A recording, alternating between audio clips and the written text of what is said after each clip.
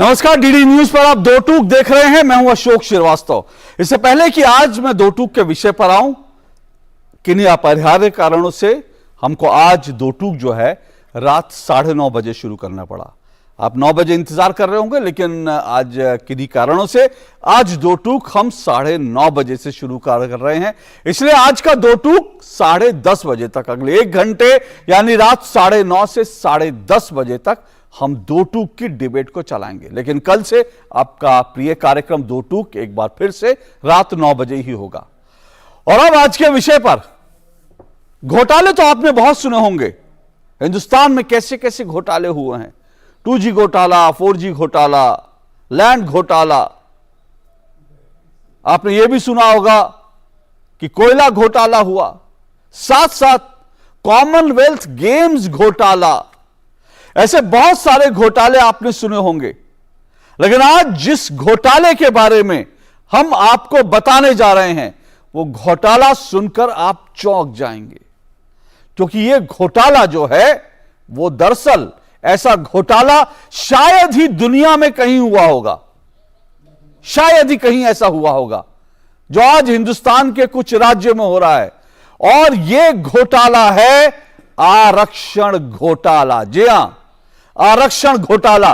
जाहिर सी बात है, आप सुनकर चौंक गए होंगे कि यह आरक्षण घोटाला क्या है। मैं आपको बता रहा हूं यह आरक्षण घोटाला क्या है।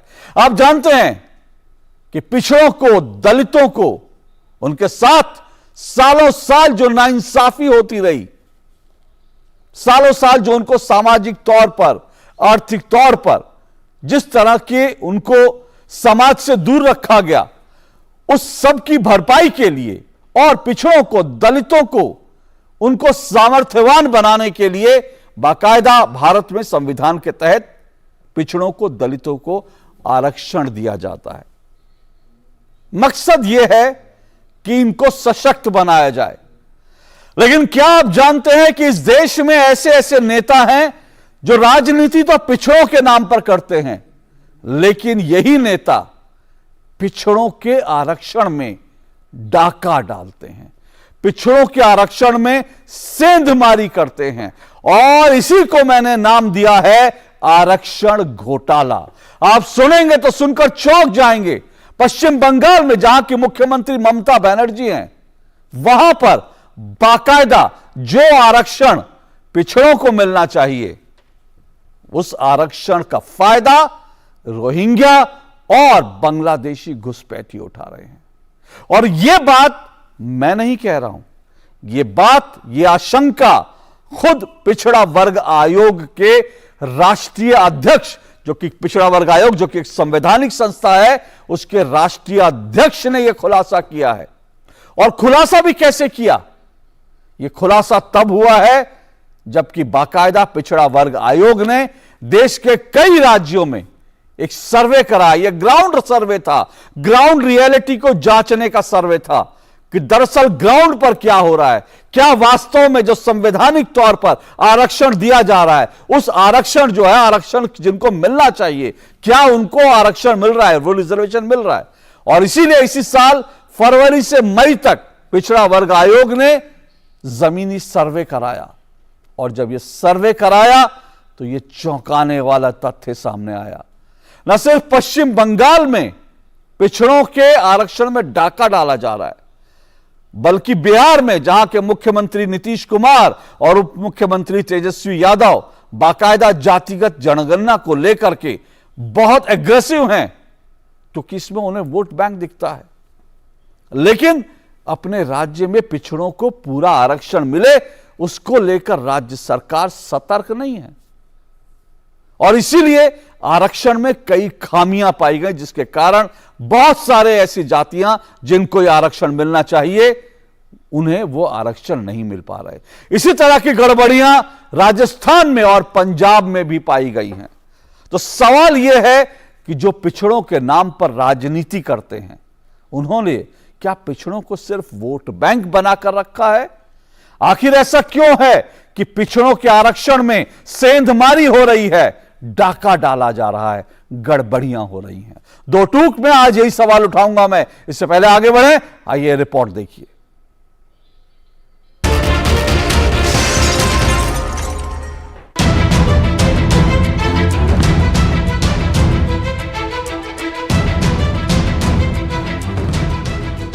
दलितों और पिछड़ों के नाम पर आपने अब तक राजनीति तो खूब देखी होगी। दलितों और पिछड़ों के आरक्षण के नाम पर खूब दावे भी होते हैं, राजनीति भी होती है। लेकिन अब यह तथ्य सामने आया है कि पिछड़ों को सशक्त बनाने का दावा करने वाले कई नेताओं ने पिछड़ों के आरक्षण में ही सेंध लगाकर घोटाला कर डाला है। और इन नेताओं में पश्चिम बंगाल की मुख्यमंत्री ममता बनर्जी सबसे आगे हैं। इसके अलावा बिहार के मुख्यमंत्री नीतीश कुमार और राजस्थान के मुख्यमंत्री अशोक गहलोत की नाक के नीचे भी ये आरक्षण घोटाला चल रहा है। इसका खुलासा तब हुआ जब राष्ट्रीय पिछड़ा वर्ग आयोग ने इसी साल फरवरी से मई माह तक सर्वे कराया। सर्वे का उद्देश्य ये जानना था क्या पिछड़ों को दिए जा रहे आरक्षण का पूरा लाभ उन्हें मिल रहा है। सर्वे के बाद राष्ट्रीय पिछड़ा वर्ग आयोग के अध्यक्ष हंसराज अहीर ने इस बारे में डीडी न्यूज के संवाददाता राजेश राज से बातचीत करते हुए आशंका जताई कि पश्चिम बंगाल में पिछड़ों का आरक्षण रोहिंग्या और बांग्लादेशी घुसपैठियों को दिया जा रहा है। हमारे साथ नेशनल ओबीसी कमीशन के चेयरमैन और पूर्व केंद्रीय मंत्री हंसराज अहीर हैं इस बिंदु पर बातचीत करने के लिए। अहीर साहब, कहा जा रहा है कि बंगाल की जो ओबीसी कमीशन की जो सूची है उस सूची में अनियमितता है। क्या आपको अनियमितता दिखाई पड़ी उसमें? देखिए, आयोग के रूप में जब हम उन बंगाल सरकार के अधिकारियों से मीटिंग की थी फरवरी माह में, उसमें एक बहुत गंभीर बातें सामने आई हैं कि टोटल वहाँ पे 2010 तक 11 तक एक कुल 108 जातियाँ थी और उसके बाद में और उसमें उन्होंने 71 जातियों को मिलाया और वो सूची बन गई 179। और सूची जब हमको दी गई उसमें तो सूची में दिख के आ गया है कि कुल मिलाकर 179 जातियों में 118 जातियाँ मुस्लिम भाइयों की थी और हिंदू समाज की वहाँ 61 जातियाँ थी। तो हम देखकर पूछे कि ऐसा क्यों हुआ है, क्या बात है। ये बताया कि भाई ये जो जातियाँ इंक्लूड की गई है 2011 के बाद में, ये पहले हिंदू थे, हिंदू से मुस्लिम बने हैं, इसलिए मुस्लिम जातियाँ इनकी जो हिंदू जातियाँ थी उसको हमने इसको इधर माना है। ये सब देखने के बाद में हमने बोला है कि यहाँ कुछ धांधली दिख रही है, अनियमितता है। उस पर हमने ऑब्जेक्शन रेज किया। हमने कहा कि आपने जो जाति इंक्लूड की है ओबीसी में उसके पुरावे दो, डॉक्यूमेंट दो। तो ये बातें आई थी। इसका मंडल कमीशन में जो मुस्लिम ओबीसी का जिक्र है, क्या आपको लगता है कि उससे अलग उन जातियों को भी उसमें शामिल कर दिया गया जो उसकी हकदार नहीं? मंडल कमीशन के समय में इन जातियों को मंडल कमीशन में नहीं शो किया था, ये बाद में शो किया, इन्होंने इंक्लूड किया है। असल में मंडल कमीशन हो या आज हम कह रहे तो मुस्लिम भाइयों में भी ओबीसी कास्ट है और ऑलरेडी बंगाल में थी, 53 जातियाँ थी।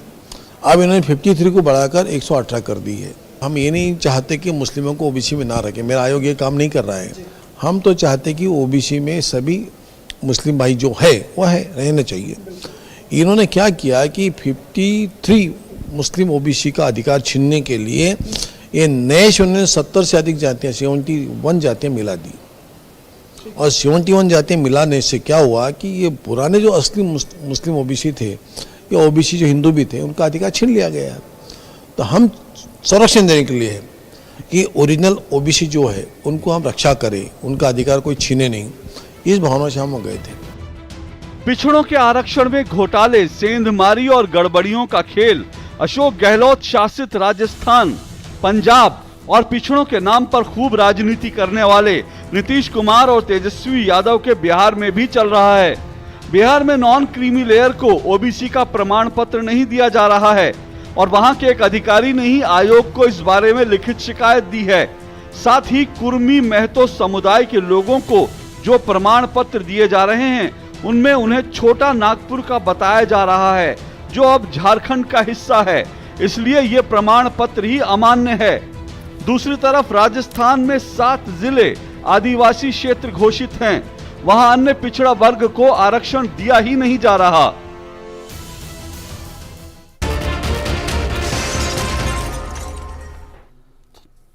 तो देखा आपने चौंकाने वाली रिपोर्ट कैसे इस देश के कुछ हिस्सों में, कुछ राज्यों में आरक्षण घोटाला चल रहा है। आरक्षण जिनको मिलना चाहिए उनको ना देकर वो आरक्षण या तो उसमें गड़बड़ियां पाई गई हैं या फिर वो आरक्षण जो है किसी और को चुपके से खिसका दिया गया है। इससे बड़ा घोटाला भला क्या होगा। ये दलितों के साथ, पिछड़ों के साथ अन्याय है, जिन्हें सशक्त बनाने के लिए आरक्षण दिया गया, लेकिन आज उनके हक में, उनके हिस्से में ये सेंधमारी हो रही है। इसी पर आज दो टूक चर्चा होगी। दो टूक में मेरा आज का सवाल आपके सामने है। आज दो टूक में मेरा सवाल, जिस पर आज की इस चर्चा, आज की डिबेट को मैं आगे बढ़ाऊंगा। मेरा आज का सवाल पिछड़ों के नाम पर राजनीति करने वालों ने ही आरक्षण में डाका डाला। आखिर क्यों पिछड़ों को सिर्फ वोट बैंक बना डाला? जी हां, सवाल एक बार फिर सुनिए। पिछड़ों के नाम पर राजनीति करने वालों ने ही आरक्षण में डाका डाला। आखिर क्यों पिछड़ों को सिर्फ वोट बैंक बना डाला? यह सवाल इसलिए लाजमी है क्योंकि जिन नेताओं, जिन राज्यों में ये सब कुछ चल रहा है, वहां के मुख्यमंत्री, वहां के मुखिया वो हैं जो सबसे ज्यादा पिछड़ों के आरक्षण का, जो सबसे ज्यादा पिछड़ों के सशक्तिकरण का दावा करते हैं। और आज इस सवाल पर चर्चा करने के लिए मेरे साथ चार मेहमान जो हैं इसकी आज की डिबेट में जुड़ेंगे। आइए चारों मेहमानों का एक एक करके परिचय करवा दूं। मेरे साथ निखिल आनंद जी जुड़े हैं। निखिल आनंद जी बीजेपी के नेता हैं और बीजेपी ओबीसी जो मोर्चा है उसके पदाधिकारी भी हैं। मेरे साथ इसके साथ साथ संजय सरकार जी जुड़ रहे हैं, टीएमसी के नेता हैं संजय सरकार जी। मेरे साथ हेमराज राम जी जुड़े हुए हैं, जेडीयू के प्रवक्ता हैं। और मेरे साथ वरिष्ठ पत्रकार अवधेश कुमार जी जुड़े हैं। आप चारों मेहमानों का बहुत बहुत शुक्रिया और स्वागत। शुरुआत में निखिल आनंद जी आपसे करता हूं।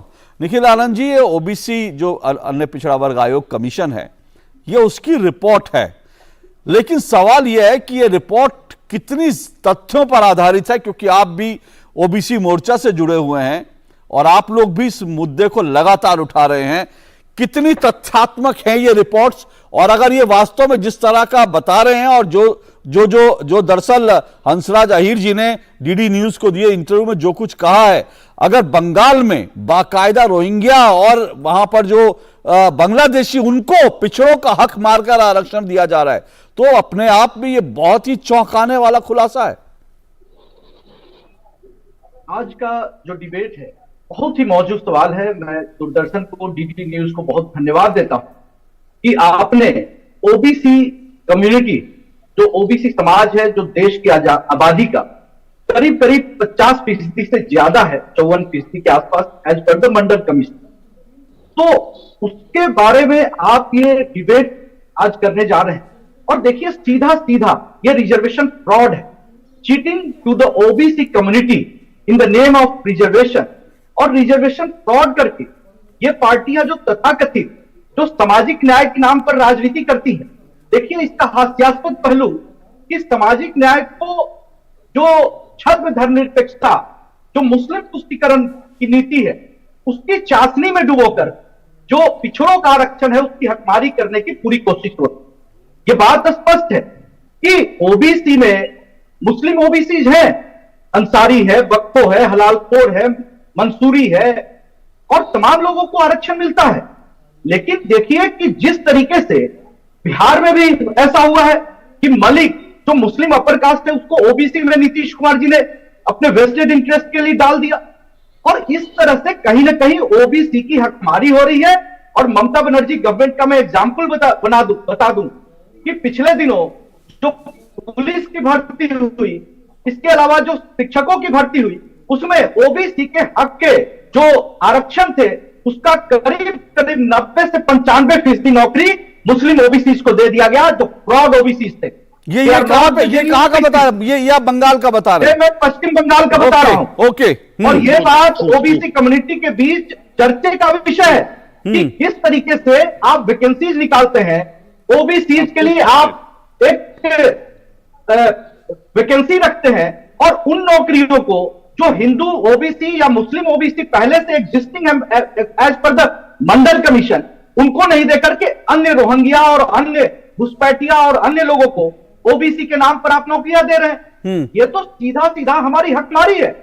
मैं दूसरा सवाल ये कहता हूं कि नीतीश कुमार जी और लालू जी की सरकार पिछले 30 सालों से मैं और एक मिनट सुनिएगा निखिल जी, एक मिनट रुकिएगा निखिल जी, एक मिनट रुकिएगा, क्योंकि आपने जो बंगाल को लेकर बात कही है वो आपने बहुत बड़ी बात एक कही है। कह रहे हैं कि आप 90 से जो नौकरियां निकली थी 90 से 95% जो दरअसल ओबीसी को मिलनी थी वो यहां पर सटका दी गई सीधा सीधा जो मुस्लिम कम्युनिटी के लोगों को। उसमें भी जो है आशंका यह है कि रोहिंग्याज है उसमें बांग्लादेशी हैं। ये अपने आप में न सिर्फ खतरनाक है, ट्रेंड है, बल्कि अपने आप में बहुत बड़ी चीटिंग है, फ्रॉड है, बल्कि डाका है। तो मैं पहले इस पर संजय सरकार जी से उनका रिएक्शन ले लूं, उसके बाद मैं बिहार पर भी आऊंगा। बिहार के जेडीयू के प्रवक्ता भी मेरे साथ हैं। तो मैं संजय सरकार जी, ये बंगाल में क्या हो रहा है? अब तक तो बात दूसरे तरह के घोटाले सुने थे, लेकिन ये आरक्षण घोटाला, ये क्या है सर? निखिल जी प्रमाण दे सकता है, प्रूफ कर सकता है, 90% ओबीसी को नौकरी नहीं मिला है। और दूसरे नंबर रोहिंग्या और बांग्लादेशी के बारे में जो बताया जा रहा है, ये 2012 से लेकर 2016 के साथ में, 2012 में मेरे सत्ता नहीं था सेंट्रल में, कांग्रेस का सत्ता था, होम मिनिस्ट्री जो होता है उसको बीएसएफ। निखिल जी मैं आ रहा हूं। निखिल जी मैं आपको मौका दूंगा एक बार। एक मिनट सुनिए निखिल जी, एक मिनट संजय जी रुकिए, मैं बोल रहा हूं एक मिनट। संजय जी एक मिनट, निखिल जी एक मिनट रुकिएगा, उनको आप अपनी बात रखने दीजिए, फिर मैं आपको मौका दूंगा। वो जो सवाल उठा रहे हैं और वो जो प्रमाण मांग रहे हैं उस सब पर आपको बोलने का मौका दूंगा। एक बार संजय जी अपनी बात रख लें, क्योंकि ये बहुत गंभीर आरोप है। जी संजय जी। 2012 से 16 के बीच में 40,000 रोहिंग्या इंडिया में एंट्री किए हैं। उसमें मैंने नहीं बोला, यूनाइटेड नेशन का जो रिफ्यूजी एजेंसी है वो बता रहे हैं। और दिल्ली में 20,000 रजिस्ट्रेशन है रिफ्यूजी के। इस किस समय की है? 2014 से लेकर 15 के बीच में देके गया। अच्छा, रोहिंग्या जो बॉर्डर्स जब एंट्री करके इंडिया में आया था, बीएसएफ मेरे हाथ में रहता है, स्टेट के हाथ में रहता है, और ना बीएसएफ के जो मॉनिटरिंग करता है, रॉ रिसर्च एनालिसिस विंग, और NIA national investigation agency, IB intelligence bureau, NIA और इंटेलिजेंस ब्यूरो जो है होम मिनिस्टर के अंडर में रहता है, बीएसएफ भी होम मिनिस्टर, और रॉ जो है under control by prime minister, उसको अंडर में रहता है। अगर वहां से घुसपट्टी घुस के इंडिया में आते हैं तो इसके जिम्मेदारी भारतीय जनता पार्टी है। एक नंबर टू में अशोक जी, नंबर टू मैं एक मिनट निखिल जी एक मिनट रुकिएगा निखिल जी, हाँ बोलिए। देख सकता है, वो प्रूफ देख सकता है निखिल जी, जो बंगाल में 80% के साथ में हम लोग ने फ्रॉड किया है, वो नहीं दे सकता। हंसराज आहिर वो मामला में सस्पेक्ट जगह है। हंसराज जाई पहले भूतपूर्व मंत्री थे और थोड़े दिन बाद में भूतपूर्व सांसद भी बन जाएंगे। इसका बात का कोई ये नहीं कि महाराष्ट्र नालासोपारा में बांग्लादेश या रोहिंग्या रहते हैं, पालघर में संजय जी एक मिनट, संजय जी, हाँ आप अपनी बात रखिए। एक मिनट संजय जी सुनिए, संजय जी एक मिनट, मैं आपको मौका दे रहा हूं, रुकिए संजय जी सुनिए। पहली बात तो मैं एक बात बिलीव कर रहा हूं कि आपने जो तमाम चीजें रखी वो आपने एक तो पहले बोल दिया 2012 से 2016 आपने कांग्रेस के माथे सरकार दिया, ठीक है, आपने बीजेपी के माथे सरकार दिया कि भाई रोहिंग्या वहां पर घुसे, है ना। तीसरी बात आप कह रहे हैं कि हंसराज आहिर जो है वो भूतपूर्व सांसद हो जाएंगे। ये तो देश की जनता तय करेगी, ये तो आप महाराष्ट्र की जनता तय करेगी। सुनिए मेरा सवाल तो सुन लीजिए संजय सरकार जी, मेरा सवाल सुन लीजिए। बहुत गंभीर विषय श्री राम, बहुत संजीदगी से इस पर चर्चा करें। तो ये तो जनता तय करेगी, तो सवाल ये नहीं कि वो होंगे नहीं होंगे, मैं ये कह रहा हूं कि बाकायदा वो नहीं भी होंगे, मैं कह रहा हूं कल को नहीं भी हो, लेकिन सवाल यह है कि ये जो आयोग ने ये जो सर्वे किया है, जमीनी सर्वे है, और आपकी जानकारी के लिए संजय सरकार जी सुन तो लीजिए मेरी पूरी बात एक मिनट। बाकायदा ये प्रश्न, ये सारी जानकारी ये पश्चिम बंगाल सरकार के साथ साझा की गई है, और सरकार की ओर से, पश्चिम बंगाल सरकार की ओर से अभी इसका जवाब देते नहीं बना, जितनी मेरी जानकारी है। अगर जवाब दिया तो आप बता दीजिएगा। दूसरी बात, जो आप बाकी लोगों के माथे सरकार है वो निखिल जी जवाब देंगे, लेकिन मैं सिर्फ ये कह रहा हूं कि अगर मान लीजिए सारी उनकी जिम्मेदारी है कि भाई रोहिंग्या घुसपैठ, और ये जो आप आंकड़ा दे रहे हैं, मैं एक तथ्य, ये जो आप आंकड़ा दे रहे हैं यूएन के माध्यम से जो आए हैं, इन लोगों को नौकरी नहीं दी जा सकती सर, ये बात बड़ी तय है। नौकरियां उनको मिलती हैं जो बांग्लादेशी रोहिंग्या अवैध रूप से घुस आते हैं और अवैध रूप से दस्तावेज बनवा लेते हैं, और ऐसी कई रिपोर्ट्स बाकायदा मीडिया में आ चुकी हैं कि अवैध घुसपैठ करने वालों को फर्जी के राशन कार्ड, फर्जी के आधार कार्ड बनवा के दे दिए जाते हैं, और इसमें जो स्थानीय प्रशासन है वो संलग्न होता है। तो मैं इस पर डिबेट बाद में भी कर लूंगा कि ये कैसे घुसते हैं, क्यों नहीं। हाँ। आप जो अशोक जी जो बात बोल रहे हैं ना, मैं एक चीज आपको प्रमाण देता। भारतीय जनता पार्टी का हिंगलगंज दक्षिण 24 परगना का लीडर का नाम है निमाई राय,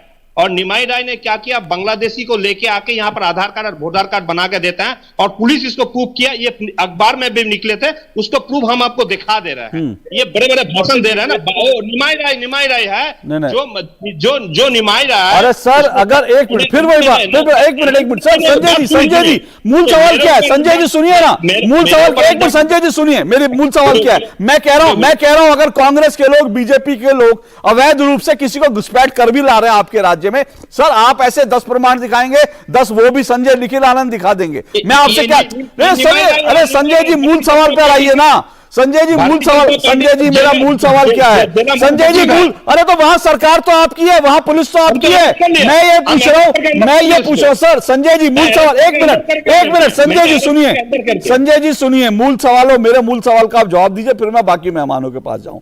मैं कह रहा हूं सबने गड़बड़ियां की, अब तो आपकी सरकार है ना, आपकी सरकार ऐसे लोगों को क्यों नौकरी दे रही है? एक बात, अगर ऐसे लोगों को, सुनिए सर पूरा सवाल, अगर ऐसे लोगों को पिछली सरकार ने नौकरी दे दी तो क्या ऐसे गड़बड़ियां जो है आप उनको हटा के नौकरी से निकलवा रहे हैं? एक बात। और दूसरी बात, बाकी जो आप बात कह रहे हैं उन सब पर मैं कर लूंगा। और दूसरी बात यह कि अब तक पश्चिम बंगाल सरकार ने जवाब क्यों नहीं दिया, यह बताइए। मैं एक चीज आपको बताता, मेरे बंगाल जो है ना, ये धरती स्वतंत्रता सेनानी कर देती है, और भारत माता जो ये लोग फर्जी जय बोलते हैं ना, हम लोग भारत माता, आप विषय से भटक रहे हैं, फिर आप विषय से भटक रहे हैं, और मेरे बंगाल में कोई रोहिंग्या को ना, फिर आप विषय से भटक रहे हैं।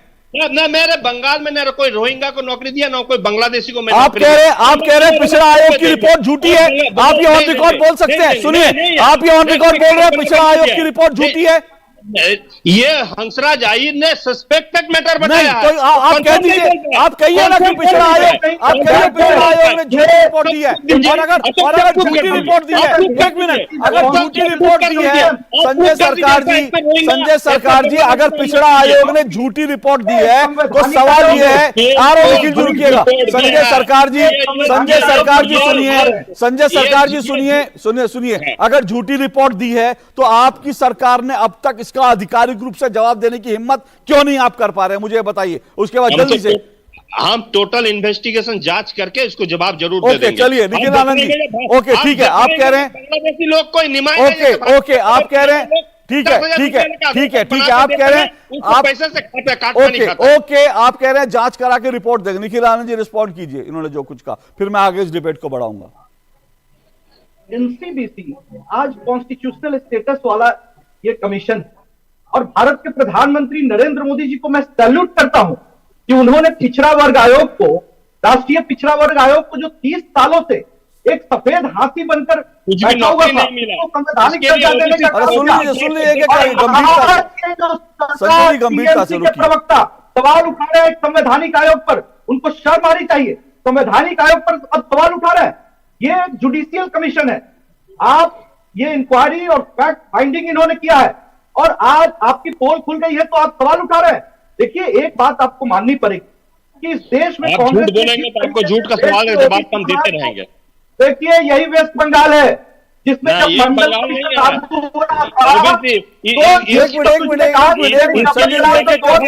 संजय जी एक एक करके आपको, संजय जी एक एक करके, अरे ऐसे बोलेंगे तो मुश्किल हो जाएगा। संजय जी की आवाज जरा नीचे कर दीजिए प्लीज। संजय जी बिना संजय जी आपके टाइम में निखिल आनंद जी बोल रहे थे, मैंने रुकवाया, अब आप रुकिए, उनको रिस्पॉन्ड करने दीजिए। अंतर नहीं समझ में आ रहा है। मैं कह रहा हूं कि ये वेस्ट बंगाल वही वेस्ट बंगाल है जब ज्योति बसु की गवर्नमेंट थी और मंडल कमीशन लागू हो रहा था, तो ज्योति बसु बाबा सुनिए, बहुत गंभीर विषय है, प्लीज संजय जी शांत रहिए, मुझे आपकी आवाज नीचे करानी पड़ेगी ना। तो दोनों की आवाज, एक मिनट हटा दीजिए, दोनों की आवाज नीचे कर, सबकी आवाज नीचे कर दीजिए। एक मिनट संजय जी, मैं सबकी आवाज नीचे करवा रहा हूं क्योंकि ऐसे डिबेट नहीं, बहुत गंभीर विषय है। लेकिन मैं, आपने तमाम कह दिया कि जांच करवा रहे हैं, लेकिन मैं एक तथ्य जनता के बीच रख देता हूं, उसके बाद मैं इस डिबेट को आगे बढ़ाऊंगा। मैं सिर्फ यह बात बता रहा हूं, बाकायदा 2011 तक पश्चिम बंगाल के अंदर 108 जातियां थी जिन्हें ओबीसी का लाभ मिल रहा था। अब आप देखिए खेल समझिए कैसे होता है। 2011 तक सिर्फ 108 जातियां थी जिनको लाभ मिल रहा था। 2023 में जब सर्वे हुआ तो ये जातियां कितनी निकलती हैं? 179। यानी 2011 से लेकर आप समझ लीजिए आज तक कितनी जातियां, 71 जातियां नई जोड़ दी जाती हैं ओबीसी आरक्षण में, 71। लेकिन इससे भी बड़ा फैक्ट, चौंकाने वाला फैक्ट क्या है? जो 71 पिछड़ी जातियां जोड़ी जाती हैं उनमें 65 मुस्लिम हैं। आप सोचिए कि क्या इस देश में बाबा साहब भीमराव अंबेडकर ने यह जो आरक्षण का प्रावधान किया था, क्या इसलिए किया था कि यहां पर जो मुस्लिम 65 जातियां हैं उनको आरक्षण दे दिया जाए और जो पिछड़े हैं, जो दलित हैं, उनका आरक्षण छीन लिया जाए? क्या संविधान यह कहता है? 65, सोचिए 71 में से आपको ओबीसी नई जातियां नहीं मिलती, लेकिन आपको मुस्लिम जातियां मिल जाती हैं। आप 71 नई जातियां जोड़ते हैं, उनमें 65 आपको मुस्लिम जातियां मिलती हैं। यह इससे बड़ा शर्मनाक खेल क्या हो सकता है? जो जांच होगी, पश्चिम बंगाल सरकार इसकी जांच करके जो जवाब देगी। लेकिन आज सबसे बड़ा सवाल यह है कि आपको 65 जातियां मुस्लिम मिल जाती हैं, लेकिन भारत की जो हिंदू और अन्य जातियां हैं वहां पर आपको पिछड़ी नई जातियां मिलती ही नहीं। इससे गजब क्या होगा? यह देश की डेमोग्राफी को बदलने का, इससे बड़ी साजिश मुझे लगता नहीं हो सकती। लेकिन मैं अवधेश जी आपके पास आता हूं। रुकिए संजय जी, रुकिए संजय जी, मैं आपको मौका दूंगा, निखिल जी को भी मौका दूंगा। रुकिए संजय जी, इस डिबेट में 4 लोग हैं, आपको मौका दूंगा रिबटल का। लेकिन पहले अवधेश जी, ये क्या समझ रहे हैं आप? इस पूरे आरोप को आप कैसे देखते हैं? इस पूरे मामले को आप कैसे देखते हैं? अशोक जी, अंग्रेजों ने 1909 और 1919 में अगर आप ध्यान देंगे तो मुसलमानों के लिए अलग से चुनाव क्षेत्र बनाने की बात की थी, जिसका इस देश में विरोध हुआ था। अंग्रेजों ने वो कोशिश की थी कि भारत में मुसलमानों को अपने साथ ला करके हिंदू मुसलमानों को लड़ाएं और इस देश में लंबे समय तक राज किया। और उस समय के सारे राष्ट्रभक्तों ने, जिसमें मुसलमान भी शामिल थे, इसका विरोध किया था। इतिहास में सब लोगों ने पढ़ा है। हमारे देश की सरकारों ने अंग्रेजों की उस नीति को इस तरह से लागू किया है, देश को धोखा देते हुए, जिसमें अंग्रेज भी पीछे पड़ जाएंगे। आपने गिनाया है 179 में से अगर पश्चिम बंगाल में 118 जातियां मुस्लिम है पिछड़े के, तो ये किसके खाते में जा रही है? और आप कह रहे थे, जवाब नहीं दिया। मैंने एक अखबार में पढ़ा है कि जब पिछड़ा वर्ग आयोग ने पश्चिम बंगाल सरकार से पूछा कि भाई ये क्या है, तो पश्चिम बंगाल ने कहा कि जो पिछड़ी जाति के लोग थे वो कन्वर्ट होकर मुसलमान हो गए हैं। फिर पूछा कि मुसलमान हो गए हैं कितने और किसके जाति के हुए हैं, तो फिर दिया गया कि इसका डाटा उपलब्ध नहीं है कि किस किस जाति के हुए। इसका अर्थ यह है अशोक जी कि जानबूझ करके मुसलमानों को आरक्षण दे करके दूसरी जातियां भी आरक्षण के लिए मुसलमान बन जाए, इसको पश्चिम बंगाल में प्रोत्साहित किया गया है। अगर पश्चिम बंगाल का यह कहना सच है कि पिछड़ी जाति के हिंदू जो पहले थे वो मुसलमान बन गए हैं और इस कारण इनकी जाति की संख्या बढ़ी है, तो इसका केवल इतना ही अर्थ है कि पश्चिम बंगाल में पिछले 15, 16, 20 सालों के अंदर हिंदुओं को आरक्षण के लालच के लिए मुसलमान बनने के लिए प्रोत्साहित किया गया है और उसकी संख्या इस कारण से बढ़ रही है। मैं समझता हूं कि देश के विरुद्ध, देश के हिंदू समाज के विरुद्ध, पिछड़े जातियों के विरुद्ध इससे बड़ा अपराध कुछ नहीं हो सकता है। बिहार जैसे राज्य में 144 जातियां आती हैं। बिहार की सरकार, लालू प्रसाद यादव, नीतीश कुमार मंडलवाद से निकले हुए हैं। मुसलमानों में जो पिछड़े हैं, अगर हमारा उसके लिए मान्यता है वो दे सकते हैं, लेकिन पिछड़ी जाति के लोगों को सर्टिफिकेट में क्या कर रहे हैं? देखिए, बहन की आय परिवार की आय में नहीं जोड़ा जाता है, लेकिन वहां क्या है कि बहन के एग्रीकल्चर इनकम को नहीं जोड़ा जाता है। फैमिली में जो नौकरी की आय है, व्यापार का आय है, उसको जोड़ा जाता है। बिहार सरकार ने मुसलमानों को इसमें शामिल करने के लिए जिसको उन्होंने पसमानदा नाम दिया था कि हर चीज में पिछड़े में अति पिछड़ा, दलितों में अति दलित, महादलित, और मुसलमानों में भी एक निकालो कि उस समय लालू यादव का वोट काटना था। तो वहां सर्टिफिकेट ऐसा दिया गया है कि क्रीमी लेयर के नीचे आएंगे ही नहीं बहुत सारे परिवार, और वो जो बचा है वो मुसलमानों के पक्ष में जा रहा है। और आपने राजस्थान में देखा 7 जिला में किसी को आरक्षण ही नहीं मिला हुआ। 7 जिलों में किसी को आरक्षण नहीं है। 7 जिलों में किसी को पिछड़े वर्ग में आरक्षण ही नहीं, जबकि उसमें पिछड़े वर्ग है। हाँ। तो ये जो इस देश के पिछड़े जातियों को मानने की जरूरत है कि इस देश में उनका वास्तविक हितैषी कौन है। ये लोग जो पिछड़े के नाम पर राजनीति करते हैं, मुसलमानों के वोट के लिए पिछड़े हिंदुओं को मुसलमान बनने के लिए प्रोत्साहित करते हैं, उनको गलत सर्टिफिकेट दे करके इनकम का ऐसी स्थिति पैदा कर देते हैं कि वो आरक्षण मुसलमानों को मिल जाए, और राज्य के कोटे को पूरा करने के लिए पूरा का पूरा 7 जिलों को खत्म कर देते हैं कि एक क्षेत्र में जो मुसलमान है उसको आरक्षण मिले। ओके। और इसके सबसे जो समस्या, देखिए मुसलमान पिछड़ी जाति के बारे में अगर किसी सरकार ने ठीक से काम किया है कि इसको तार्किक किया जाए तो नरेंद्र मोदी सरकार थी। ठीक है, मैं इस बिंदु पर आऊंगा, एक अवधेश जी रुकिए जरा, संजय सरकार जी और बाकी हिमराज राम जी को रिस्पॉन्ड करने दीजिए, क्योंकि जो आपने कहा वो वास्तव में वो खतरनाक स्थिति है कि एक तरफ हम देख रहे हैं वीडियो गेम चल रहा है कि कन्वर्जन के लिए वीडियो गेम चल रहा है, यहां पर एक और ही तरह का गेम चल रहा है, कन्वर्जन गेम चल रहा है कि भाई कन्वर्ट हो जाओ और उसके बाद भी आरक्षण का लाभ लो। तो इस तरह से जो है कन्वर्ट करने की, तो ये क्या पूरी डेमोग्राफी को बदलने की साजिश है, बड़ा सवाल है। लेकिन पहले हिमराज जी आप रिस्पॉन्ड कीजिए, बिहार में जो कुछ हो रहा है इसको लेकर के, और आयोग ने जो बिहार में जो गड़बड़ियां निकाली, और अभी अवधेश जी जिस तरफ इशारा कर रहे थे कि वहां पर जो है किस तरह से जो है जो इनकम का जो आय का जो किया जा रहा है हिसाब किताब, वो इस तरह से हो रहा है कि जो लोग हैं उनको हक ही ना मिले। देखिए, सबसे पहले तो मैं बहुत देर से बड़े धैर्य से सुन रहा था, सभी लोगों की बातों को मैंने सुना और देखा कि बड़ी घड़ियाली आंसू बहा रहे हैं दलितों के नाम पर, पिछड़ों के नाम पर, लेकिन सच्चाई कुछ और है।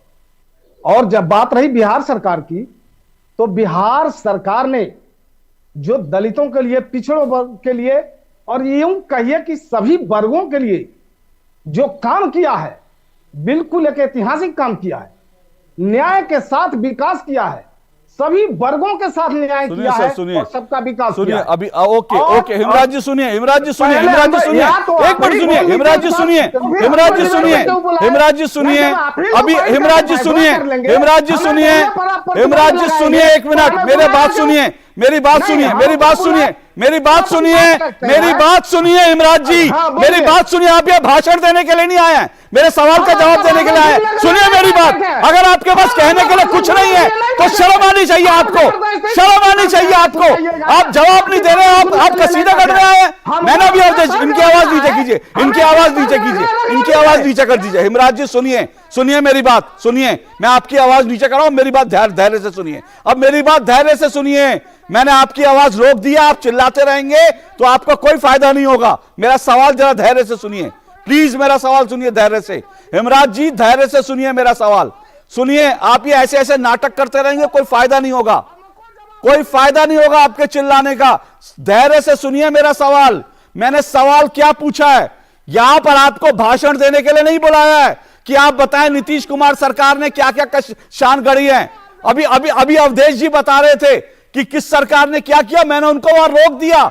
इसलिए रोका क्योंकि मुझे पहले मेरे सवाल का जवाब चाहिए। ये नाटक वाटक करना छोड़ दीजिए, समझे ना आप? जनगणना करवाएंगे, ये करवाएंगे, वो करवाएंगे, नाटक आप लोग खूब करते हैं, लेकिन गरीबों के हकमारी करते हैं, उसमें आपको शर्म नहीं आती। और यहां पर भाषण दे रहे हैं आप, मैं आपको भाषण देने की इजाजत नहीं दूंगा, ध्यान रखिए। आप एक ब्रेक ले रहा हूं, उसके बाद अगर आप में हिम्मत है मेरा सवाल लेने की तो मेरे सवाल का जवाब दीजिएगा। भाषण देना है तो एक मंच सजाइए अपने जेडीयू का, और उस मंच पे जाकर भीड़ जुटाइए, बसों में भर के लोगों को लाइए, खूब भाषण दीजिए। सवाल का जवाब नहीं है तो भाषण शुरू कर देते हैं। हिम्मत हो तो जवाब दीजिएगा। आता हूं इस ब्रेक के बाद।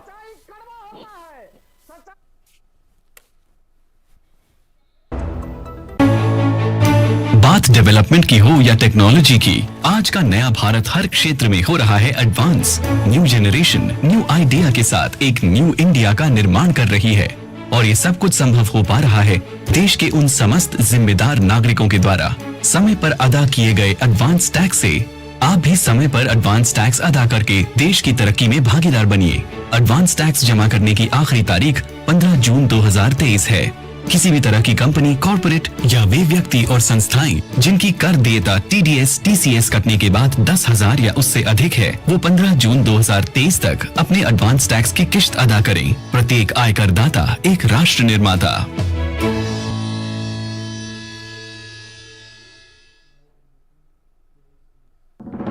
प्रधानमंत्री श्री नरेंद्र मोदी की अगुवाई में देश को खुले में शौच से मुक्त बनाने के लिए 2014 में आरंभ किया गया स्वच्छ भारत मिशन न केवल एक जन आंदोलन बना, बल्कि इसे विश्व की बड़ी व्यवहार परिवर्तन योजना का गौरव भी मिला।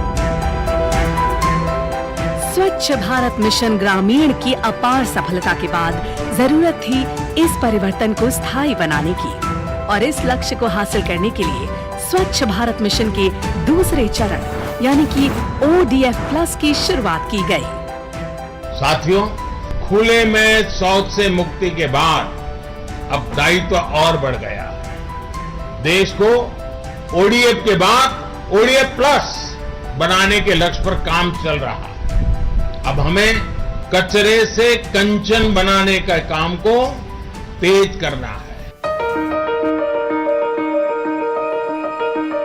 पूरे देश में ODF प्लस या संपूर्ण स्वच्छता पर खास ध्यान दिया जा रहा है। स्वच्छता केंद्रित जागरूकता अभियानों के द्वारा जन जन तक स्वच्छता की सीख, पेंटिंग और फिल्म मेकिंग जैसे नए और रोचक तरीकों से पहुंचाई जा रही है। देश में स्वच्छता संवाद कार्यक्रमों का आयोजन किया गया, जिनमें लोगों ने पूरे उत्साह के साथ हिस्सा लिया और प्लास्टिक कचरे से देश को मुक्त कराने की शपथ ली।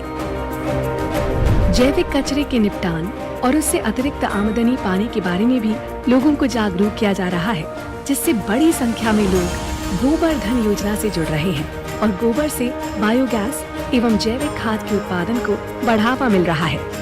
जैविक और रिसाइक्लेबल कचरे को अलग रखने और उसके उपचार पर विशेष ध्यान दिया जा रहा है।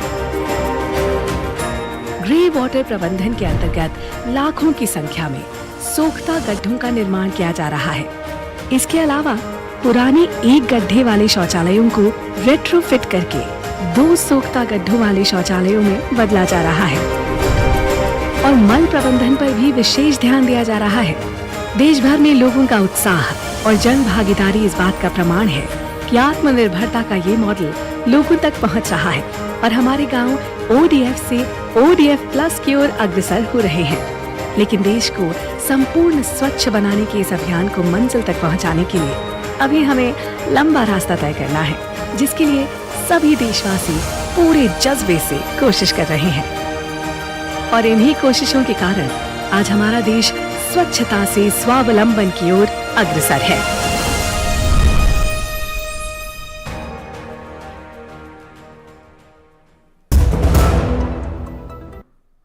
दो टूक आप देख रहे हैं। दो टूक में आज हम आरक्षण घोटाले की बात कर रहे हैं। जो पिछड़ा आयोग है, पिछड़े आयोग ने बाकायदा जो एक जमीनी सर्वे कराया, उस जमीनी सर्वे में कुछ बहुत चौंकाने वाले तथ्य सामने आए। उसी को लेकर आज हम चर्चा कर रहे हैं। और उसमें जो सामने तथ्य आए वो ये आए कि कम से कम 4 राज्य ऐसे हैं जहां पिछड़ों को जो आरक्षण दिया जाना है उसमें या तो गड़बड़ी हो रही है या बड़े घोटाले हो रहे हैं। और घोटाले भी कैसे? उसमें घोटाले इस तरह से हो रहे हैं कि पिछड़ों का हक मारकर बाकायदा मुस्लिम्स को दिया जा रहा है। और वो मुस्लिम कौन? जो कन्वर्टेड हैं या फिर जो रोहिंग्या या फिर बांग्लादेशी घुसपैठी हैं। इसी सब को लेकर हम चर्चा कर रहे हैं। 4 मेहमान मेरे साथ जुड़े हुए हैं। निखिल आनंद जी जुड़े हुए हैं बीजेपी से, हेमराज राम जी मेरे साथ जुड़े हुए हैं जेडीयू से, मेरे साथ संजय सरकार जी जुड़े हुए हैं, टीएमसी के नेता हैं, अवधेश कुमार जी जुड़े हैं, वरिष्ठ पत्रकार है। इससे पहले मैं डिबेट को दोबारा शुरू करूं, एक बड़ी नम्रता से एक विनती मेरी आप चारों लोगों से, जरा सुनिएगा। हम आज जो डिबेट कर रहे हैं वो गंभीर विषय है। मैं नहीं चिल्लाना चाहता, लेकिन आप लोग कृपया कर मुझे ऐसा चिल्लाने के लिए मजबूर ना करें। आप लोगों ने, मैं बता रहा हूं, सुनिएगा जरा मेरी बात ध्यान से, उसके बाद मैं आ रहा हूं सबके पास। किस सरकार ने पिछड़ों के लिए क्या किया ये आप दावे कर सकते हैं, इसके लिए मैं आपको 1 आध मिनट दे सकता हूं। लेकिन मेरा 1 minute sir, Nikhil ji 1 minute रुकिएगा। अभी निखिल जी को मैंने शुरू में मौका दिया, उन्होंने एक जो आयोग की रिपोर्ट थी उसके ऊपर अपनी बात रखी। उसके बाद वो बिहार पर जा रहे थे, मैंने उनको रोका, मैंने कहा पहले मैं बंगाल पे जवाब ले लेता हूं। उसके बाद अवधेश जी गए, अवधेश जी ने अपनी बात रखी, मैंने संजय जी को पूरा टाइम दिया अपनी बात रखने का, उन्होंने कुछ आरोप लगाए, उनका जवाब लेने का तो संजय जी बीच में बोलने लगे। सुनिएगा सर, है ना, आप सब बीच में एक दूसरे को काउंटर कर सकते हैं। अगर आपके पास कुछ तथ्य हैं आप सवाल भी पूछ सकते हैं, मैं आपको सवाल पूछने का मौका दूंगा। अवधेश जी ने बताना शुरू किया कि पिछड़ों के लिए किसने अच्छा किया, मैंने उनको रोक दिया। पिछड़ों के लिए आप सबने बहुत काम किए होंगे, मैं उससे डिनाई नहीं करता। आप 1 आध मिनट अपनी पार्टी की बात रखें, कोई बात नहीं, लेकिन पहले मूल सवाल का जवाब तो दे दें। आपने बहुत अच्छा किया होगा, लेकिन अगर आपके राज्य में एक संवैधानिक संस्था कह रही है कि आपके आरक्षण में गड़बड़ी है, तो फिर आप उस सवाल का जवाब दे दीजिए, उसके बाद आप बताइए, अपनी अपनी सरकार के गुण गाइए, लेकिन पहले मूल सवालों पर हम चर्चा कर लें प्लीज।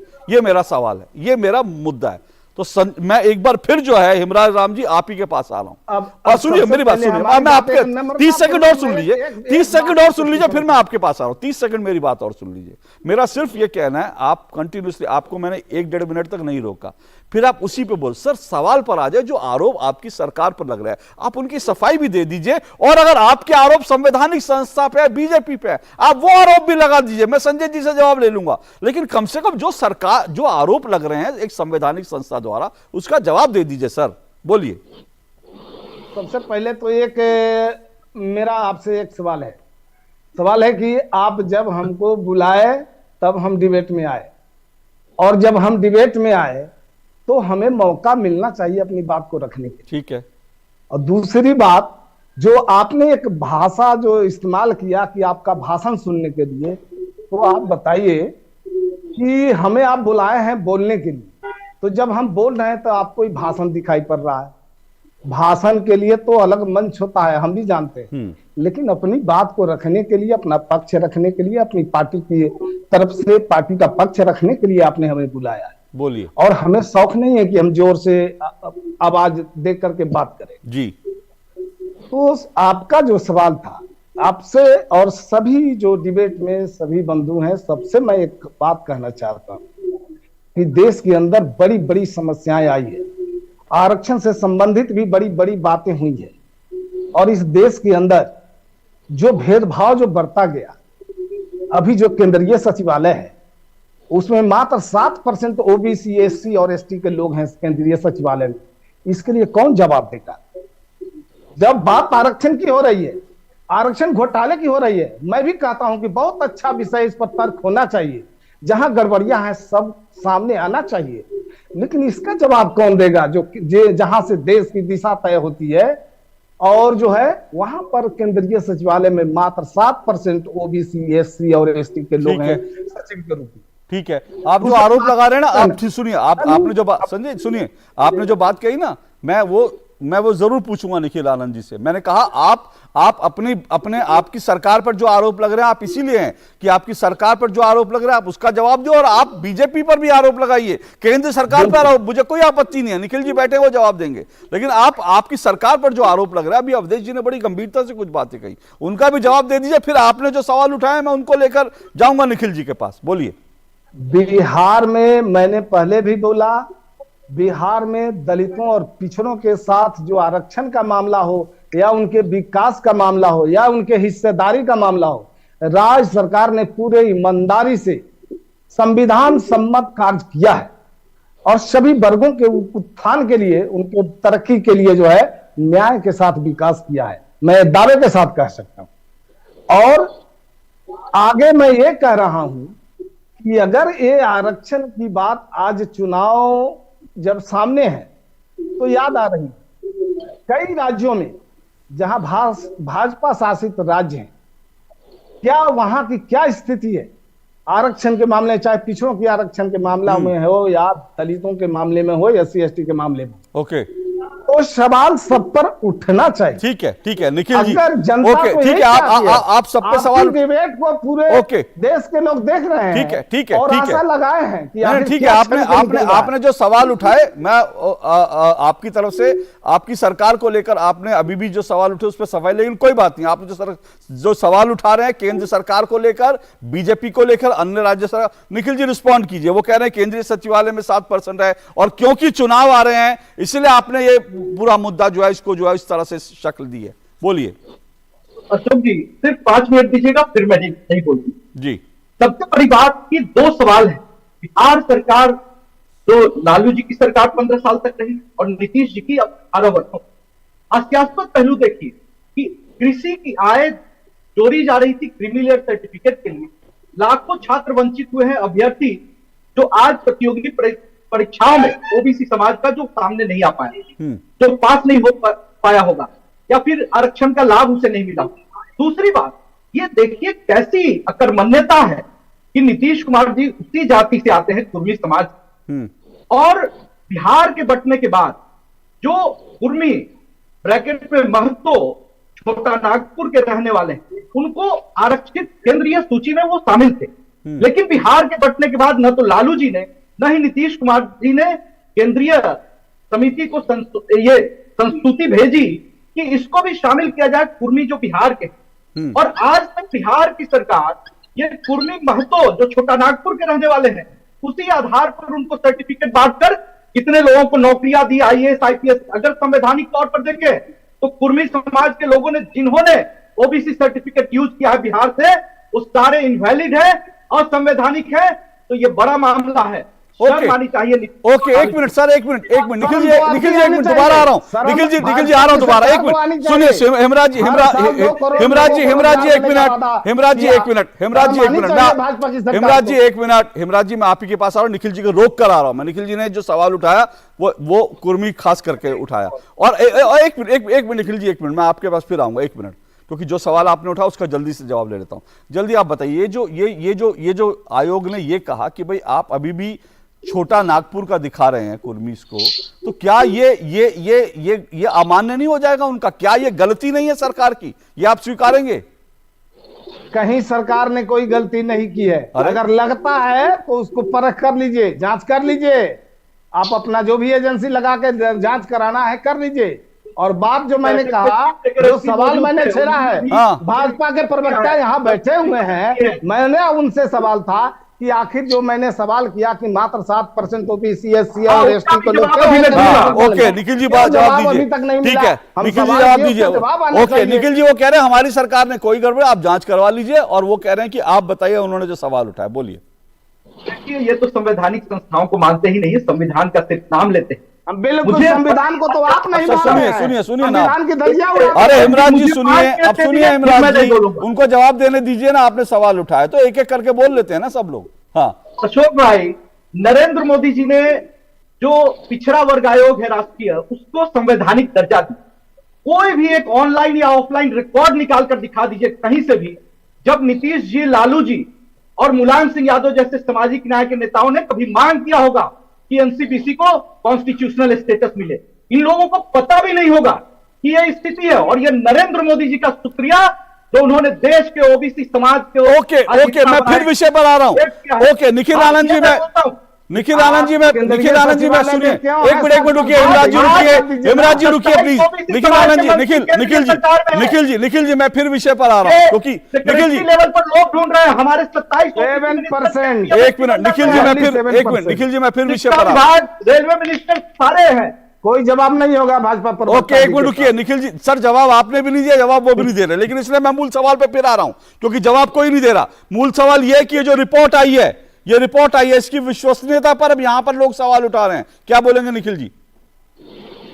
देखिए, ये एक संवैधानिक आयोग और संवैधानिक दर्जा मिलने के बाद इसका ये जुडिशियल स्टाइल में जुडिशियल स्टेटस है इसके इंक्वायरी का। और बिहार में भी जो बैठक हुई चीफ सेक्रेटरी के साथ और वेस्ट बंगाल में वो मैं स्पष्ट जानता हूं, मैंने जानकारी भी जुटाई। ये संवैधानिक आयोग है, इसने जब अपनी बातें रखी तो वहां चीफ सेक्रेटरी ने भी बिहार में स्वीकार किया कि ये दो बड़ी gross violation of reservation system और ओबीसी, ये स्वीकार किया है। अब राज्य सरकार को एनसीपीसी ने लिखा है, वो संशोधन करेगी। ये बातें इनको गलतियां स्वीकार करनी चाहिए। नीतीश जी को ओबीसी समाज से माफी मांग लेनी चाहिए। सबसे बड़ा रिजर्वेशन में वायलेशन तो बीजेपी की ओके देखिए, मैं कह रहा हूं कि आज नीट में रिजर्वेशन, इस पर जवाब नहीं दे पा रहे। कहता हूं कि नरेंद्र मोदी जी ने मंडल कमीशन के लागू होने के बाद, देश की आजादी के बाद सबसे बड़े निर्णय लिए हैं। Okay sir, okay Nikhil ji रुकिएगा, मुझे एक ब्रेक और, हाँ मैं आ रहा हूं, संजय सरकार जी आ रहा हूं आपके पास। मुझे एक छोटा सा ब्रेक और लेना, ब्रेक के बाद संजय सर, एक मिनट रुकिए निखिल जी रुकिए, मैं ब्रेक के बाद संजय सरकार और अवधेश जी के पास आऊंगा। इस ब्रेक के बाद रुकिए, आ रहा हूं मैं। बात डेवलपमेंट की हो या टेक्नोलॉजी की, आज का नया भारत हर क्षेत्र में हो रहा है advance. New generation new idea के साथ एक न्यू इंडिया का निर्माण कर रही है, और ये सब कुछ संभव हो पा रहा है देश के उन समस्त जिम्मेदार नागरिकों के द्वारा। समय पर अदा किए गए एडवांस टैक्स से आप भी समय पर एडवांस टैक्स अदा करके देश की तरक्की में भागीदार बनिए। एडवांस टैक्स जमा करने की आखिरी तारीख 15 जून 2023 है। किसी भी तरह की कंपनी, कॉर्पोरेट या वे व्यक्ति और संस्थाएं जिनकी कर देयता TDS, TCS कटने के बाद 10,000 या उससे अधिक है, वो 15 जून 2023 तक अपने एडवांस टैक्स की किश्त अदा करें। प्रत्येक आयकर दाता एक राष्ट्र निर्माता।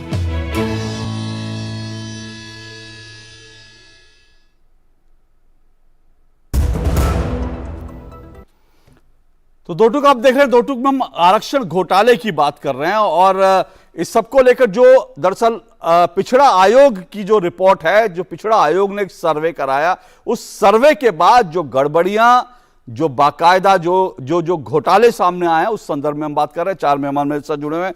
संजय सरकार जी, मैं आपके पास आ रहा हूं। मेरा सीधा सवाल ये है, अब बाकी आप कह सकते हैं कि रिपोर्ट में ये गड़बड़ है, वो गड़बड़ है, और जो है पिछड़ा आयोग के जो अध्यक्ष हैं वो गड़बड़ी कर रहे हैं, आप सब कह सकते हैं, लेकिन ये जो तथ्य सामने दिख रहा है कि 2011 के बाद 71 जातियां आपको मिलती हैं ओबीसी में जोड़ने के लिए, 71 नई जातियों को आप जोड़ते हैं जिनमें 65 मुस्लिम हैं। ये कहीं से हजम होती है बात सर? अंसारी, कुरैशी, ये जितना कास्ट में पड़ता है उसको हमने ओबीसी बनाया क्या? ना मेरे संविधान में ओबीसी निखिल जी एक मिनट, निखिल जी आप चुप रहिए, आप चुप रहिए, आपको नहीं। निखिल जी एक मिनट रुकिए, नहीं सुनिए संजय जी, आप संजय सरकार नहीं, निखिल जी एक मिनट, निखिल जी रुकिए। मेरे पत्रकार बंधु बोल रहा था ना, कॉन्वर्टेड के बाद में 2023 12 जून में महाराष्ट्र डून में डून डिस्ट्रिक्ट में एक ही दिन में 200 आदमी हिंदू से मुस्लिम बना था, कन्वर्ट हुए हैं। हम पत्रकार बंधु को थोड़ा याद दिला देता है, 2023-12 जो डबल इंजन का सरकार है वहां पर बने थे, हम थोड़ा याद दिला रहे हैं इनको, हम बाद बाकी कुछ नहीं। और सबसे बड़े बात है ना, ये हंसराज अहीर जो बोल रहे हैं ना, इसको पास में कोई तथ्य के अनुसार में नहीं। मैं अहीर जी की बात नहीं कर रहा हूं सर, सुनिए, मैं अहीर जी की बात, आपने उनको कह दिया, मैं फिर आपसे पूछ रहा हूं, आप अंसारी वगैरह ये सब जातियां तो पहले से ही थी, मैं पूछ रहा हूं 71 में से 71 आप नई जातियां जोड़ते हैं, उसमें से 65 आपको मुस्लिम जातियां, मतलब वहां पर बाकी पिछड़ा वर्ग नहीं है, वहां मुस्लिम ही पिछड़े वर्ग हैं। तो फिर ये तो समझ में आता है ना कि कहीं ना कहीं ये एक जो है तुष्टीकरण की राजनीति है कि वोट बैंक, क्योंकि ममता दीदी का ये ऑन रिकॉर्ड बयान है कि भैया जो गाय जो दूध देती है उसकी लात भी सहनी पड़ती है, और वो इशारा जो है मुस्लिम वोटर की तरफ कर रही थी। नहीं, वो नहीं बोला है, आप गलत बात बोल रहे हैं। जो गरीब का है, गरीब जो हम मेरे साथ में है, और पिछड़े वर्ग जो मेरे साथ में है, जो हर गरीब के लिए हम कन्याश्री से लेके बेटिया को साइकिल से लेके 100 दिन के काम में हम 1 दिन से लेके, और कन्याश्री में यूनेस्को से नंबर 1 प्राइज देके, ठीक है, ओके। तो सर 71 में 65 मुस्लिम क्यों है? नहीं ना, ममता दीदी देश का मॉडल भी है, मेडल भी है सर। मेडल आप रखिए, बिल्कुल, वो कोई दिक्कत नहीं है। मैं फिर पूछ रहा हूं सवाल, 71 में 65 मुस्लिम जातियां क्यों? अगर वो कास्ट में अगर आते हैं ओबीसी, तो उसको बनाने से एग्जैक्टली यही बिंदु है। आपने स्वीकार किया, यही मुख्य बात है। आप कह रहे हैं, सुनिए सर, अब सुनिए सर, आपने स्वीकार किया, ये बड़ी बात है कि 71 में से 65 आप कह रहे हैं कि मुस्लिम है तो हम क्या करें, और यही दिखाता है कि आपको 71 नई जातियां मिलती हैं, उनमें आप 65 जातियां मुसलमानों की निकाल लेते हैं। यही खेल है सर, यही खेल है। अवधेश जी रिस्पॉन्ड कीजिए, अवधेश जी रिस्पॉन्ड कीजिए। संजय सरकार जी को अगर लगता है कि हमको कंपटीशन करके महाराष्ट्र में अगर हो गया, हालांकि अभी उसकी पुष्टि नहीं हुई है, जरा मैं एक आंकड़े देता हूं जो मैंने कहा है वो कैसे सत्य है।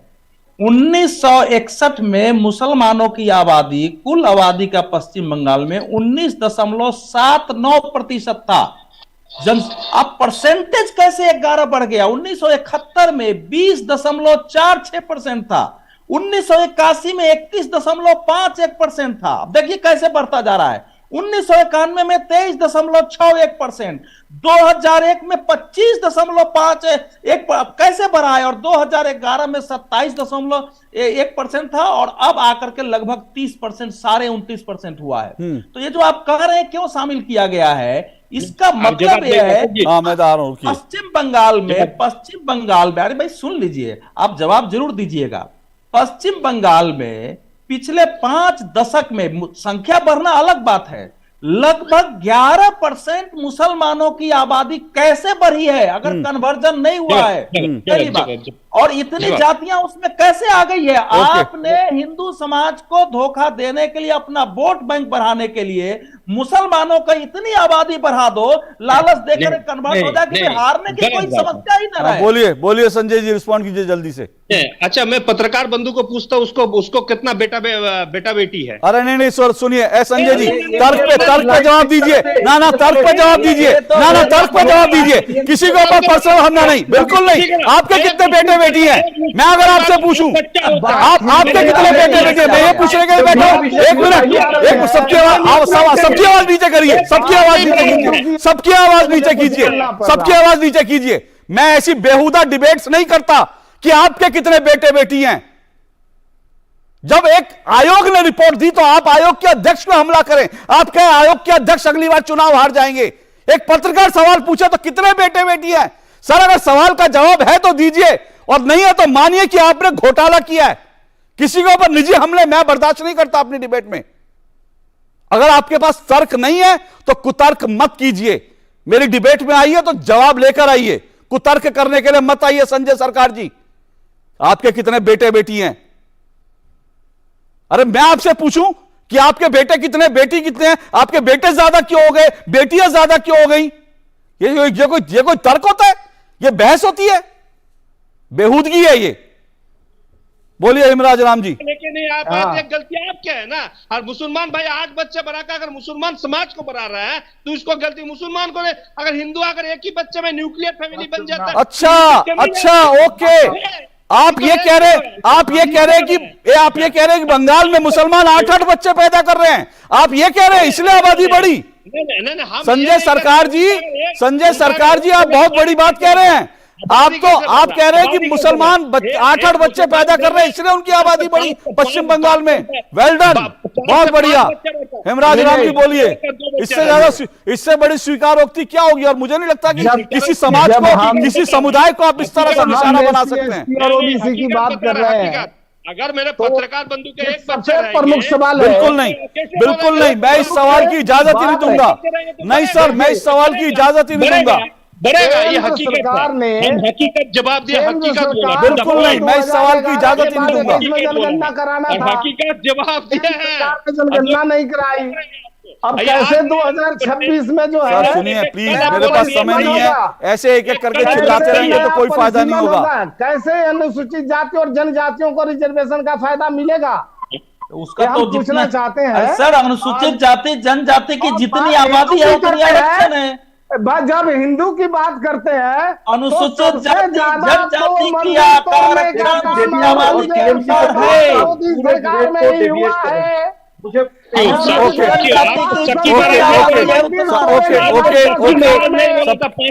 मेरे पास सुनिए, एक मिनट सुनिए। ऐसे चिल्ला चिल्ली से नहीं होगा। ऐसे चिल्ला चिल्ली से डिबेट मैं आपको इसकी अनुमति नहीं दूंगा, मैं नहीं दूंगा।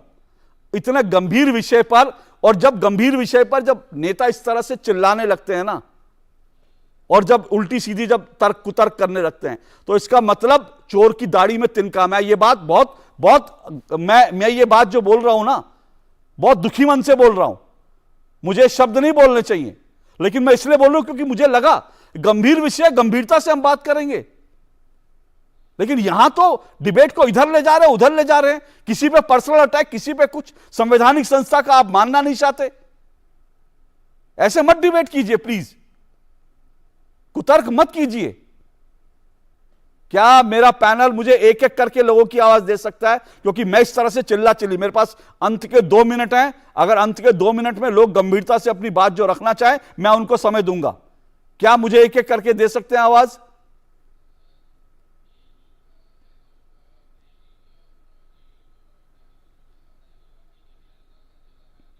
ओके, निखिल एक मिनट, अवधेश जी की आवाज दीजिए। अवधेश जी बोलिए, आपका आखिरी कमेंट जल्दी से। अवधेश जी की आवाज दीजिए, फिर मैं आऊंगा निखिल जी। सामाजिक न्याय के नाम पर सत्ता में आने वाली पार्टियों ने उन जातियों के साथ जिनके वो नेता बने थे किस कदर विश्वासघात किया है। पिछड़ा वर्ग आयोग की रिपोर्ट, और रिपोर्ट न भी आती तब भी बिहार में इसकी लड़ाई पहले से चल रही थी। बताया जा रहा था कि हमारा आरक्षण कैसे मुस्लिमों के पक्ष में जा रहा है काट करके। इसलिए संपूर्ण देश के समाज को समझना है कि असली सामाजिक न्याय के पुरोधाओं ने अपने को सत्ता में बनाए रखने के लिए देश का किस प्रकार से इस्लामीकरण करने की कोशिश की है। ओके निखिल आनंद जी, बहुत संक्षेप में, क्योंकि अब आयोग ने रिपोर्ट दी है, तो अब जो गड़बड़ियां हैं उनको ठीक करना और ये जो रिपोर्ट में आरोप लगाए हैं इनको साबित करना आयोग की भी जिम्मेदारी है, और आप सत्ता में हैं तो आपकी भी बहुत हद तक जिम्मेदारी है। क्या कहेंगे आप? देखिए, बहुत ही मन दुखी है कि देश का ओबीसी समाज जो 54% आबादी है वो आज तक भागा जा रहा था, जिसको नरेंद्र मोदी जी ने ओबीसी कमीशन को, एनसीबीसी को संवैधानिक दर्जा देकर ठीक है सर, ठीक है। अब इसको ठीक कैसे करें, गड़बड़ी कैसे पकड़े, ये बताइए। निश्चित तौर पर जुडिशियल कमीशन है, अब संवैधानिक दर्जा मिला है आयोग को, आयोग इसकी जांच करेगा, इसकी नोट करेगा और इस पर एक्शन भी लेगा। इस बात का हमें पूरा विश्वास है। बिहार में सरकार ने, वहां के चीफ सेक्रेटरी ने स्वीकार किया है कि इन बातों को वो सुधार करेंगे। जो बैठक हुई थी एनसीबीसी की, उसके बारे में मुझे मालूम है, लेकिन ओके सर, माफी मांगनी चाहिए। ओके सर, मेरे पास समय, देश के ओबीसी समाज को। ओके सर, मेरे पास समय इतना ही है। मैं सिर्फ ये कहना चाहता हूं, सिर्फ अंत में, बहुत शुक्रिया सभी मेहमानों का।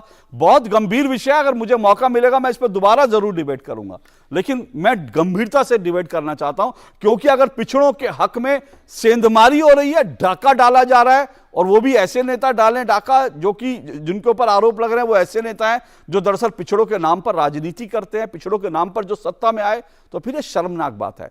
और पिछड़े गरीब लोगों का हक मार करके कन्वर्टेड मुस्लिम्स को, या फिर जो बांग्लादेश से आए रोहिंग्या और जो दूसरे हैं बांग्लादेशी घुसपैठी हैं, उनको अगर दिया जा रहा है तो इसकी जांच होनी चाहिए। और यह आरोप फिर कह रहा हूं, एक संवैधानिक संस्था के अध्यक्ष ने लगाया है, इसलिए इसकी तह तक जाना जरूरी है। आज के लिए इतना ही, नमस्कार।